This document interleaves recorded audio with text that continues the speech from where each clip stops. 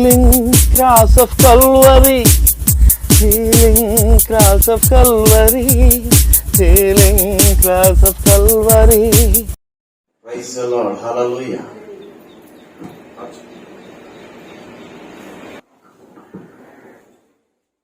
ఇజ్రాయేలు కన్యక నీవు కట్టబడినట్లు నేను ఇక మీదట నేను కట్టింతునని దేవుడు చెప్తున్నాడు. హల్లెలూయా. అంటే ఇక మీదట నిన్ను కట్టింతును అని దేవుడు చెప్తున్నాడు. ఇజ్రాయేలు జనాంగానికి వచ్చిన ఆటంకాలలో చాలా సార్లు వాళ్ళు సోలిపోయారు జనం. దేవుని యొక్క పరిశుద్ధమైన సహవాసం నుంచి తొలగిపోయాను.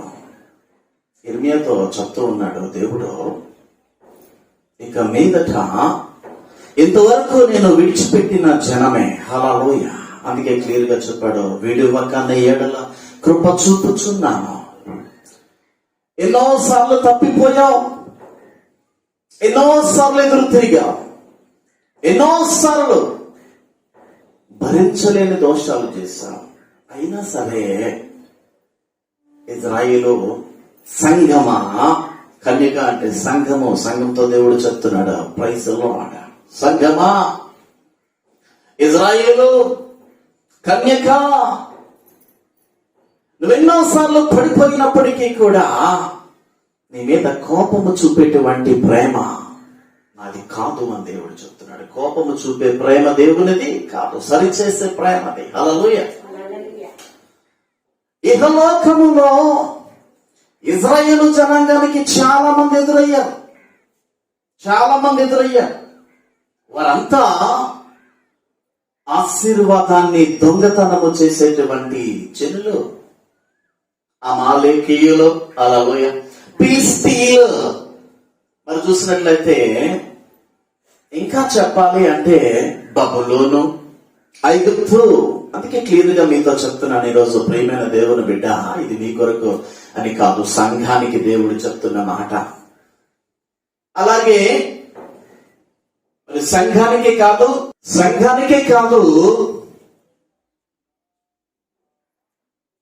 చాలా సార్లు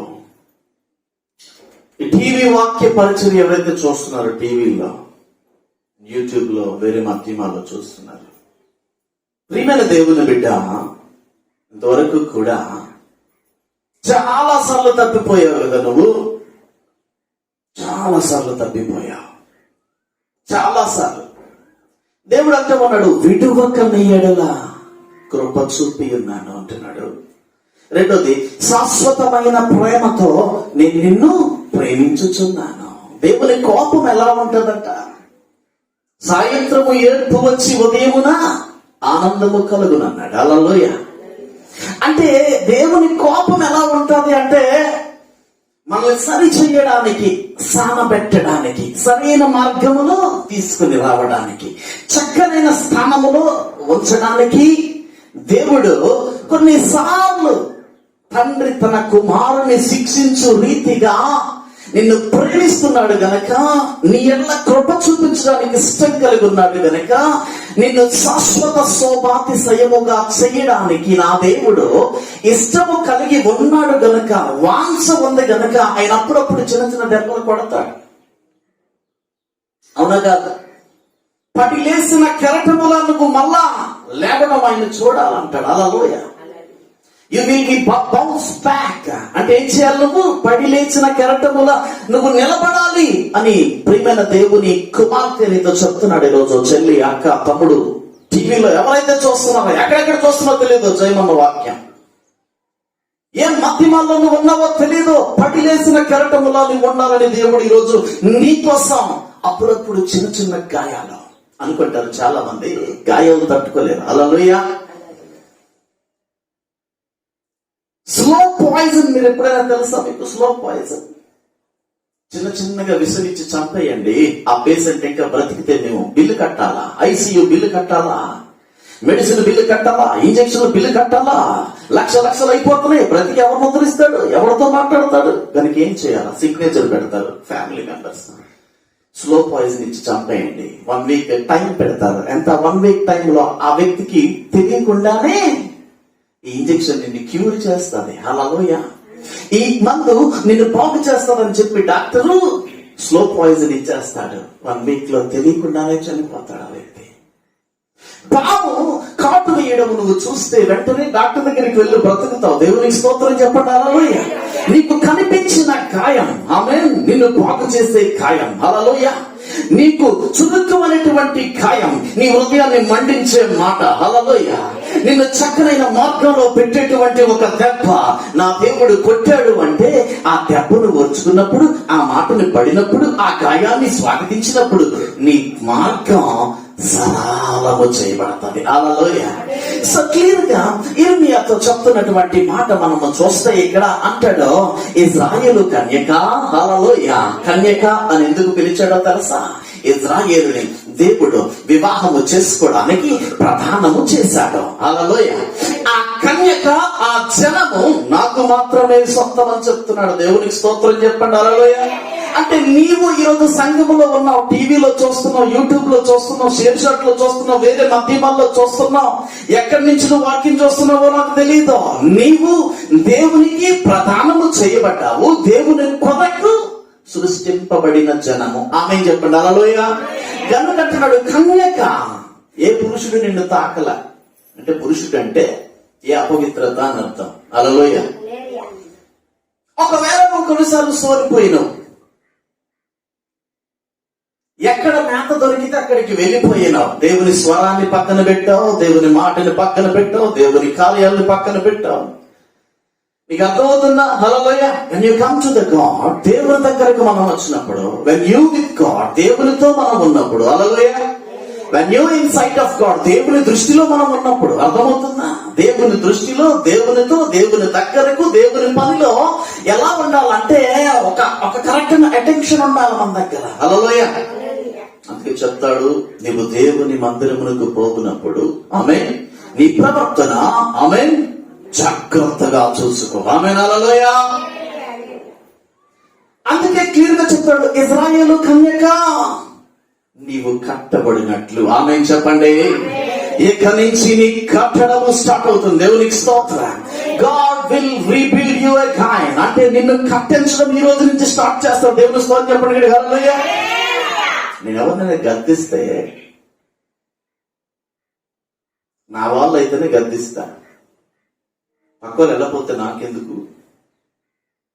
నా వాళ్ళతో నాకు సంబంధం ఉంటుంది. హల్లెలూయా. ఎందుకంటే మళ్ళీ వాళ్ళతో మాట్లాడాలా, దగ్గరగా ఉండాలా, భోజనం చేయాలా. ఒకవేళ వాళ్ళు కృంగిపోయి దౌర్భాగ్య స్థితిలో ఉండి రోగిష్ఠులు అయిపోతే బాధపడేది మళ్ళీ ఎవరో? నేనే. హల్లెలూయా. ఒక మనిషికి అంత కేరింగ్ ఉంటే దేవునికి ఎంత కేర్ ఉంటుంది? అర్థమవుతుందా?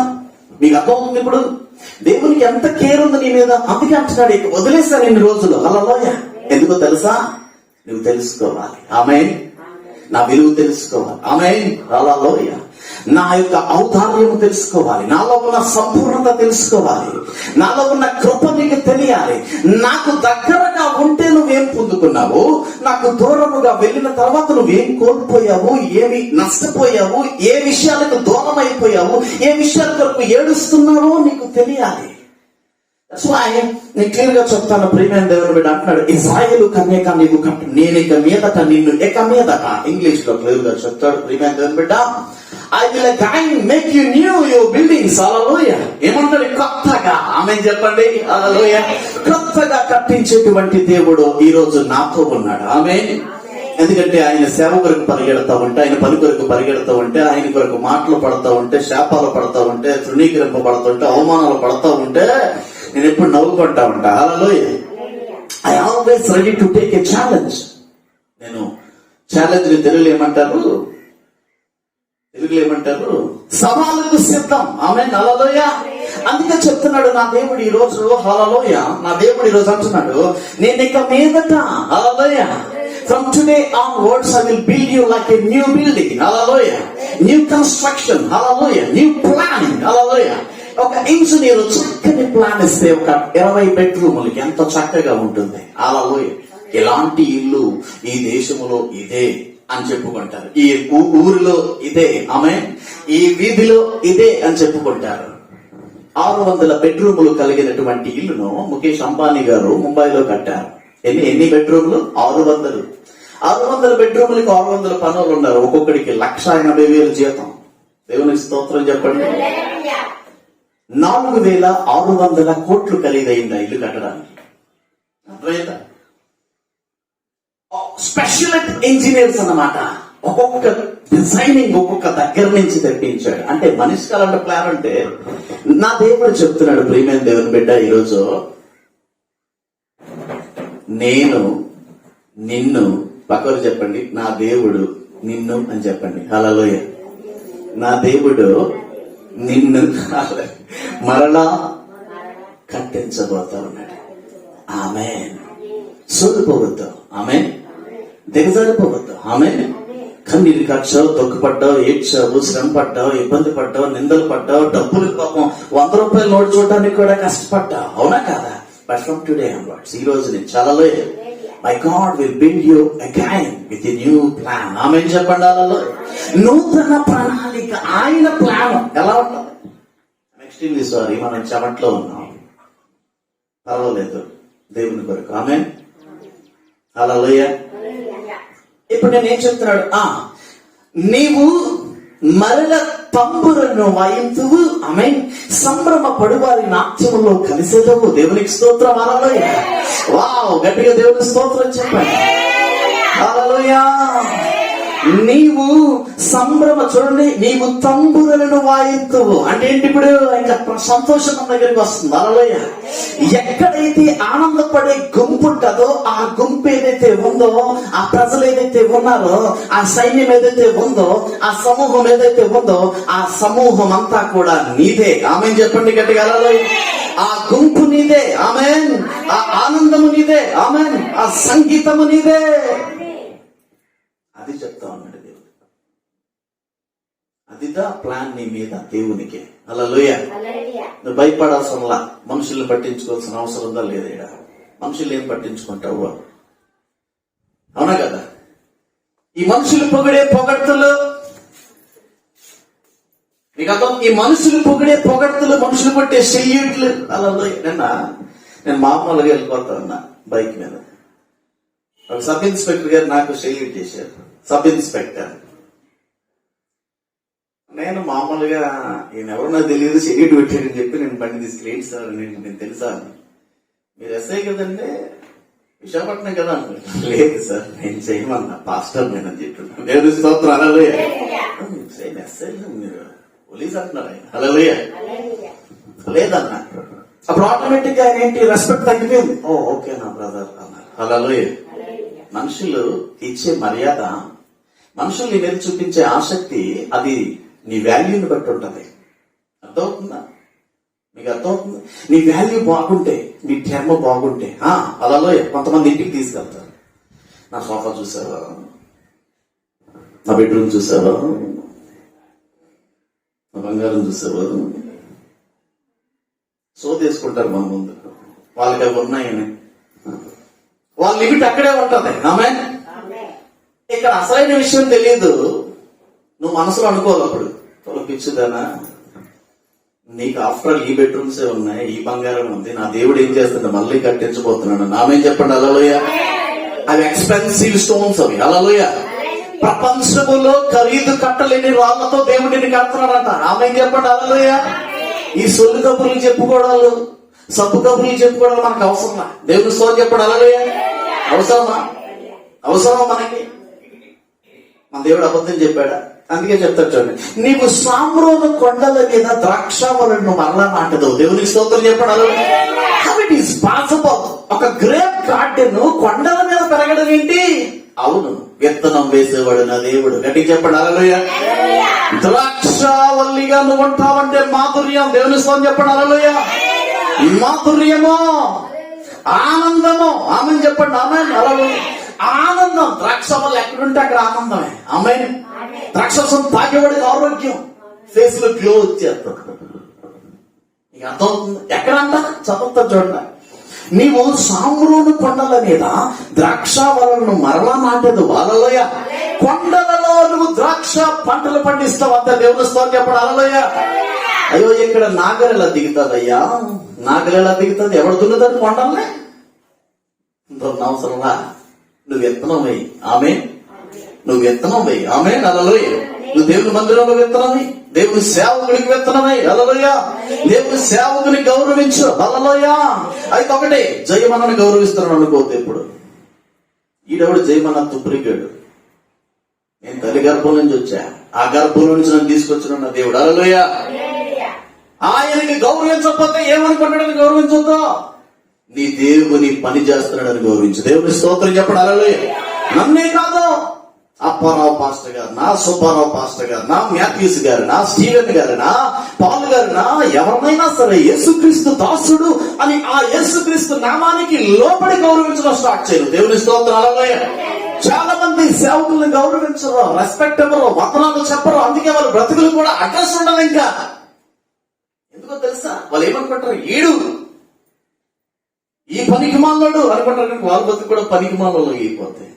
ఈ పనికి మాలిన వాడు పనికొచ్చిన నా దేవుని పనితో వచ్చాడని చెప్పండి. దేవుని స్తోత్రం చెప్పండి హల్లెలూయా. ఇప్పుడు ఏం చేస్తావు? కొండల మీద ఎవడు దున్నుతాడు? నాగలు పెట్టి నువ్వు దున్నుతావు. ఆమె చెప్పండి. నువ్వు విత్తనాలు వేస్తావు. ఆమె హల్లెలూయా. నువ్వు విత్తనాలు వేస్తావు. ఆమె ఆ మొలకలు ఆయన తెప్పిస్తాడు. ఆమె చెప్పండి హల్లెలూయా. గడి చప్పలు పట్టండి గడికి. దేవుని స్తోత్రం హల్లెలూయా. నాటువారు వాటి ఫలములను అనుభవిస్తురు. దేవునికి స్తోత్రం చెప్పండి హల్లెలూయా. క్లియర్ గా చెప్తాడు, ఆంగ్లంలో క్లియర్ చెప్తాడు. Again will your vine gardens be planted on the hill of Samaria. Amen. The planters will be planting and using the fruit. Hallelujah. ఒకటి, కొండల మీద ద్రాక్ష పంట పండడం ఒక అద్భుతమైతే, కొండల మీద పండిన ద్రాక్ష పంటను నువ్వు అనుభవిస్తావు, నీ పిల్లలు అనుభవిస్తారు, నీ స్నేహితులు అనుభవిస్తారు. ఇందాకలో చెప్పానే సంబరపడువారు అని చెప్పానే. నువ్వు ఎక్కడ ఉంటే అక్కడ నీ గుంపు వ్యాప్తి చెందుతుంది. దేవుని స్తోత్రం చెప్పండి హల్లెలూయా. దేవుడు చెప్పాడు కదా క్లియర్ గా, విచారము కొట్టివేస్తాను. ఆమేన్ హల్లెలూయా. ఎందుకు నీకు విచారం? ఎందుకు నీకు దుఃఖం? ఎందుకు నీకు భయం? ఎవరి వైపు చూస్తున్నా? మనుషుల వైపా? అప్పులు ఇచ్చే హస్తాల వైపా? తాకట్టు పెట్టుకునే వ్యాపారాల వైపా? భూములు కొనే రియల్ ఎస్టేట్ వైపా చూస్తున్నావు? భయపడతావు, దెబ్బతింటావు, నష్టపోతావు, సమస్యలు పడిపోతావు, ప్రాణాలే పోతాయి. ఈ లోకం వైపు చూస్తే భయపడినాడు. హల్లెలూయా. ప్రపంచాన్ని సృష్టించిన నా యేసయ్య వైపు నేను చూస్తున్నా. దేవుని స్తోత్రం చెప్పండి హల్లెలూయా. కలవరపడినే కొండల వైపునా కన్నులెత్తుదునా, కొండల వైపు నా కనులెత్తి కొదువతో నేను కుమిలెదనా. హల్లెలూయా. కొండల వైపు చూస్తున్నానయ్యా, నాకు సహాయం ఎక్కడి నుంచి వస్తుంది యేసయ్యా? అయ్యో, కొండలను సృజించి నువ్వు ఉన్నావు కదా. ఇంక నేను కొండల వైపు, కొండలు అంటే అర్థమేటో తెలుసా? కొండలాంటి మనుషుల్ని హల్లెలూయా. పర్వాలేదు, 100 ఎకరాల ఆసామే ఆమె హెల్ప్ చేస్తాడు. ఆడు హెల్ప్ చెయ్యాలంటే ఆ 100 ఎకరాల ఆసామి, 1000 ఎకరాల ఆసామి, ఆడు హెల్ప్ చెయ్యాలంటే ఆడి హృదయంలో దేవుడు మాట్లాడాలి. ఆడి దగ్గరికి వెళ్ళి నువ్వు కాలు పట్టుకోవాల్సిన అవసరం లేదు. దేవుని స్తోత్రం హల్లెలూయా. ఆడి దగ్గరికి వెళ్ళి బతిమాలుకోవాల్సిన అవసరం లేదు, చేతులు కట్టుకోవాల్సిన అవసరం లేదు. ఆడితో నా దేవుడు మాట్లాడతాడు. పద చెయ్యి సహాయం. దేవుని స్తోత్రం చెప్పండి కదా హల్లెలూయా. ఎంత కోసం దండుకోవడమో అవసరమా? నీ అవసరాలు ఆయనకి తెలీదా? నేను పోషించడం ఆయనకి తెలీదా? నేను ఉన్నత అంటే ఎవడైతే ఫాలో అవ్వట్లేదో, అర్థమవుతుందా? ఎవడైతే ఆయన వైపు చూడటం లేదో వాళ్ళు పాపం మంచి నేలలో విత్తనాలు వేస్తున్నా కుళ్ళిపోతున్నాయి. మీకు అర్థమవుతుందా? విత్తనము మంటి బిడ్డల కింద కుళ్ళిపోవచ్చున్నది అని యోగులతో అంటున్నాడు. అవునా కాదా? అయ్యో, నేల ఫలవంతమైన నేలే, విత్తనాలు వేసామే, బాగున్నాయే. నో, ఆయన ఫలింప చేయట్లే. ఆమేన్ హల్లెలూయా. ఇప్పుడు కొండల మీద విత్తనాలే ఆయన ఫలింప చేస్తాడు. చప్పట్లు కొట్టాడు. దేవుని స్తోత్రం హల్లెలూయా. He is my God today. హల్లెలూయా. నీ ప్రయత్నం ఎడారిలో ఉన్న ఫలింప చేస్తాడు అంతే. హల్లెలూయా. ఈ ఎడారిలో ఆయన నీటి పొడగలను పుట్టించే దేవుడు నీతో ఉన్నాడు ఈ రోజున. ఆమేన్. కొండ తేనెతో తృప్తిపరిచే దేవుడు నీతో ఉన్నాడు ఈ రోజున. That's why we have to surrender. హల్లెలూయా. మన దేవునికి సరెండర్ అయిపోవాలి అంతే. అలా లోయ సరెండర్ అవ్వలేదా? అద్భుతాలు జరిగాయి, జరగలేదు, అద్భుతాలు జరిగాయి. యు రిసీవ్డ్ మిరాకిల్స్, నువ్వు చూసావు, పొందుకున్నావు. అందుకే నేను క్లియర్ చెప్తున్నాను. Extremely sorry if I have to anyone. Clear చెప్తాడు. మలాకీ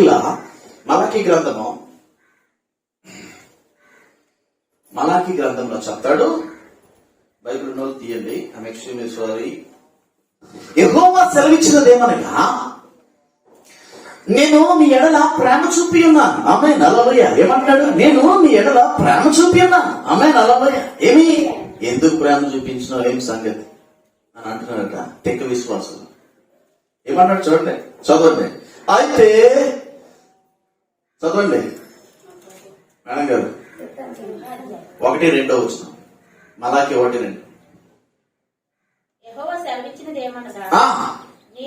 నేను నీ ఎడల ప్రేమ చూపి ఉన్నాను.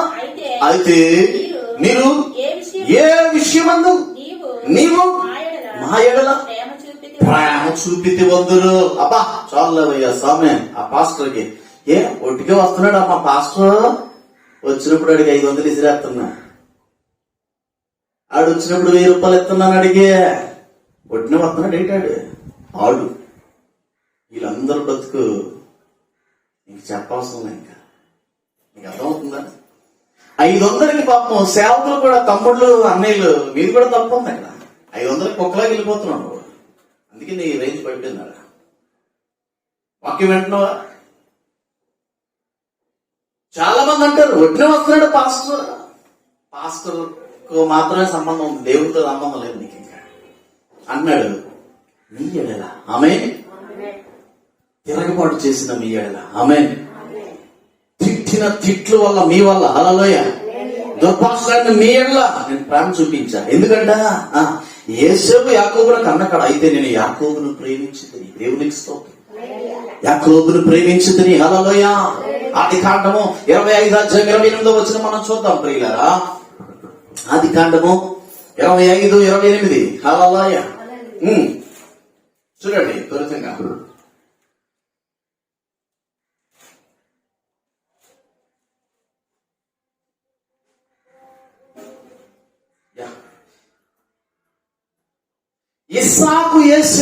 ఇస్సాకు యాసావు తెచ్చిన వేట మాంసంలో తినిచుండేది కనుక ఏం చేశాడు? యాసావు తెచ్చిన వేట మాంసము తిన్నాడు గనక నా కొడుకు జింకను తెస్తున్నాడు, కోళ్ళను తెస్తున్నాడు, నిప్పు కోళ్ళను తెస్తున్నాడు, అడవి పందిని తెస్తున్నాడు. ఇవన్నీ తెస్తున్నాడు కనుక నేను తింటున్నాను. అందుకు నా కుమారుని ప్రేమిస్తాను అని ప్రేమించాడు. కింద చూడండి, రిబ్కా యాకోబును ప్రేమించను. హల్లెలూయా. ఈమె ప్రేమ దైవికమైన ప్రేమ. ఆమేన్ హల్లెలూయా. ఈమె ప్రేమ దైవికమైన ప్రేమ. ఈమె ప్రేమ ఎంత గొప్పదో తెలుసా? ఆదికాండం 24 ఉంటదిగా. ఎన్ని ఒంటిలు నీళ్లు తాగితే అన్ని ఒంటిలకి నీళ్లు చేది పెట్టిన ప్రేమ. హల్లెలూయా. ఆదరణ చూపించే ప్రేమ. హల్లెలూయా. ఈమె ప్రేమను దేవుడు కౌంట్ చేసి యాకోబుని తీసుకున్నాడు. దేవుని స్తోత్రం చెప్పండి. హల్లెలూయా. ముగించేద్దాం. 25:23 చూస్తే అందుకే క్లియర్ చెప్పాడు. 25:23 2 జనములు నీ గర్భములో కలవు, 2 జనపదములు నీ కడుపు నుండి ప్రత్యేకము. ఒక జనమ పదము కంటే ఒక జనపదము బలిష్టమై ఉండును. పెద్దవాడు చిన్నవానికి దాసుడగును. ఆమేన్ హల్లెలూయా. అప్పుడే చెప్పేసరి గర్భంలో ఉన్నప్పుడే యాకోబు ఏలబోతా ఉన్నాడు. ఆమేన్ చెప్పండి. హల్లెలూయా. యాకోబు చిన్నవాడే. హల్లెలూయా. నీ మనుషుల దృష్టికి చిన్నవాడిగా ఉన్నావు. హల్లెలూయా. మనుషుల లెక్కలో లేవు, సమాజం లెక్కలో లేవు, సంఘాల లెక్కలో లేవు, చుట్టాల లెక్కలు లేవు, బంధువుల లెక్కలో లేవు. ఇప్పుడు రాబోతున్న దినాల్లో నీవు అందరి కళ్ళకు కనబడతావు. దేవుని స్తోత్రం చెప్పండి. హల్లెలూయా. నీ ద్రాక్ష వల్లుల కొండలపై నుంచి దారులు శ్రమించుట జనాలు చూస్తారు. ఆమేన్. నీవు ఒక దిక్కుగా మారిపోతావు. ఆమేన్. నువ్వు ఒక అడ్రస్ గా మారిపోతావు. ఆమేన్. ఆనందపడే చుట్టాలు బంధువులు ఎక్కడున్నది నీ కుటుంబంగా మారిపోతావు. ఆమేన్ చెప్పండి. హల్లెలూయా. నేనేం చెప్తున్నా ప్రియమైన దేవుని బిడ్డ, ఈరోజు నిన్ను చూసుకున్నాం మనం ప్రేమ గురించి.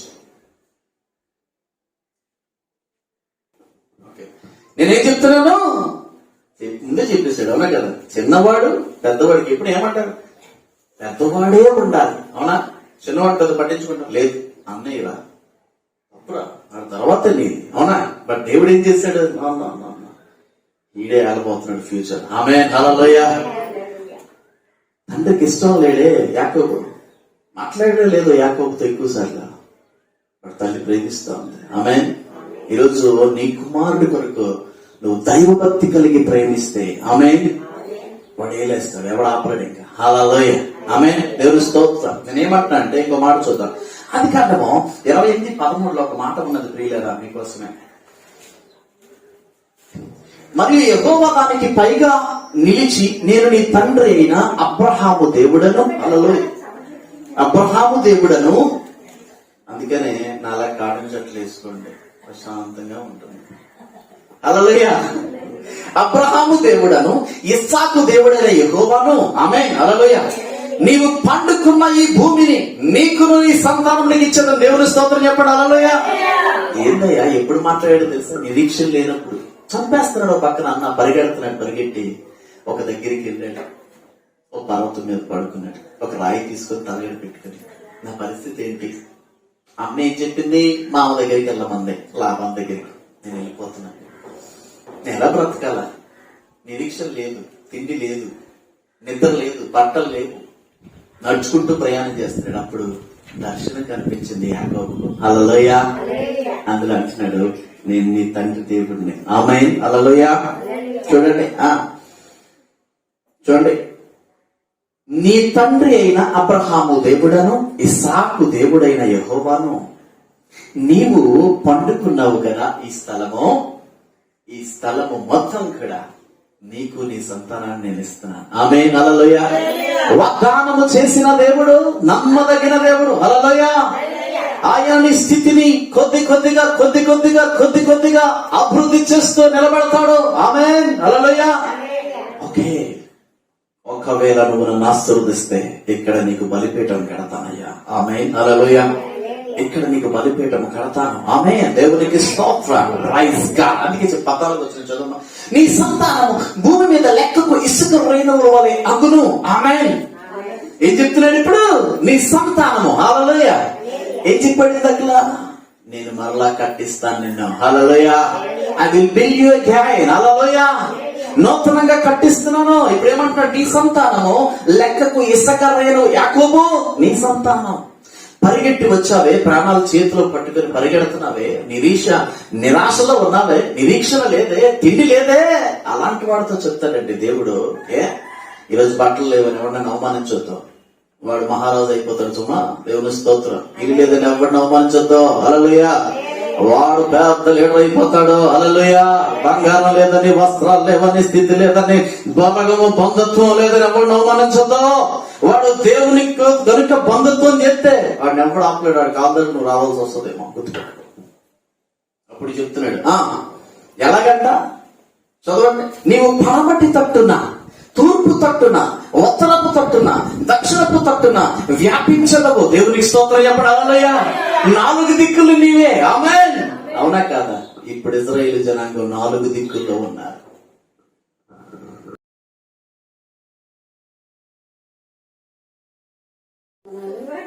జయమాల వందనాలు, సంఘటనలందరికీ వందనాలు.